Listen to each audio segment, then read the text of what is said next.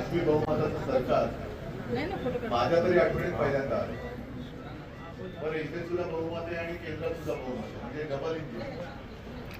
पण वस्तुस्थिती अशी आहे की इंजिन जरी दोन असली तरी नुसतं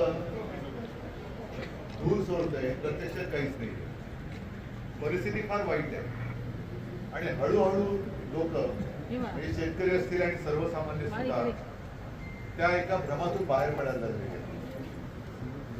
आणि म्हणूनच मी आता सुद्धा थोडं जरा दिलगिरी व्यक्त करतो. तुम्हाला जरा मी थोडं आणि आतमध्ये माझी पण बैठक चालू होती, आतमध्ये सुद्धा बोललो आणि मराठवाड्याच्या संवाद दौऱ्यात सुद्धा बोललो की भारतीय जनता पक्षाने म्हणजे रोज घोटाळे बाहेर येत आहेत. त्याचा जमीन घोटाळा, त्याचा जमीन घोटाळा, ह्यांनी इतके पैसे खाल्ले, त्यांनी तितके पैसे खाल्ले. पण सगळ्यात मोठा घोटाळा जर कोणता केला असेल भारतीय जनता पक्षाने तर तो आपल्या देशात संभ्रम घोटाळा केला. संभ्रम घोटाळा म्हणजे काय? मीच तुमचा कैवार आहे, मीच तुम्हाला सगळं काही देईन, मीच तुम्हाला अमोल करेन. म्हणजे आपण म्हणजे जनता सगळी भोळी व्हावी, काहीच नाही हाताशी, त्यांच्यावरती विश्वास ठेवतो, आपलं आयुष्य त्यांना देतं. आणि आता त्यांच्या लक्षात येतं की हे लोक खोटं बोलत आहेत. आणि हे लक्षात यायला लागल्यानंतर तुमच्यासारखे अनेक जण ज्यांना हे जनतेचे हाल पाहवत नाहीये ते आता शिवसेनेकडे येते. लढणार आता फक्त आपलाच पक्ष राहिलेला आहे, जो प्राणपणाने लढतोय. आज मुस्लिम बांधव सुद्धा मोठ्या प्रमाणावरती शिवसेनेत आले. आता त्यांना मी विचारतो, काय रे बाबा, तुम्ही आता कुठे तुम्हाला माहिती नाही का? हे हिंदू हृदय सम्राटांचं तुम्ही कसे काय आले?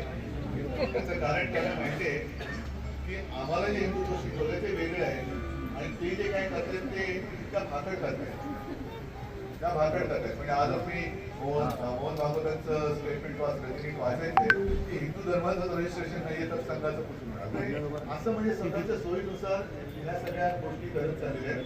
आणि त्याचा दुष्परिणाम आपल्या देशाच्या सत्यानाशात होईल. म्हणून तो होऊ नये यासाठी आपण एकत्र आलेलो आहोत. तुमचं सगळ्यांचं स्वागत करतो आणि अल्पेश चांगलं काम करतोय. भिवंडीमध्ये मी विधानसभेच्या वेळेला येऊ शकत नव्हतो.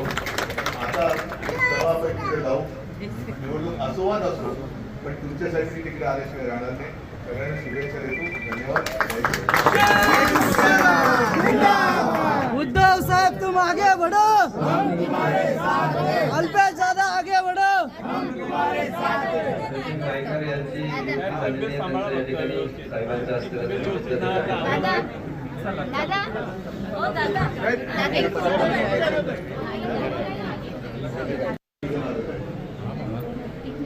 तसं पाहिलं तर साधारणतः या वर्षभरात नोव्हेंबरमध्ये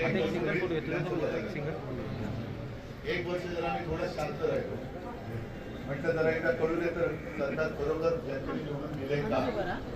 एवढं प्रचंड पाचवी बहुमताचं सरकार माझ्या तरी आठवणीत पहिल्यांदा आलं. बरं, इथे सुद्धा बहुमत आहे आणि केंद्रात सुद्धा बहुमत आहे. देश विदेशातील प्रत्येक घडामोडींचे लाईव्ह अपडेट मिळवण्यासाठी आता साम टीव्हीच्या सर्व सोशल मीडिया प्लॅटफॉर्मला लाईक, फॉलो आणि सबस्क्राईब करा. तसंच सर्व नोटिफिकेशनसाठी बेल आयकॉन प्रेस करायला विसरू नका.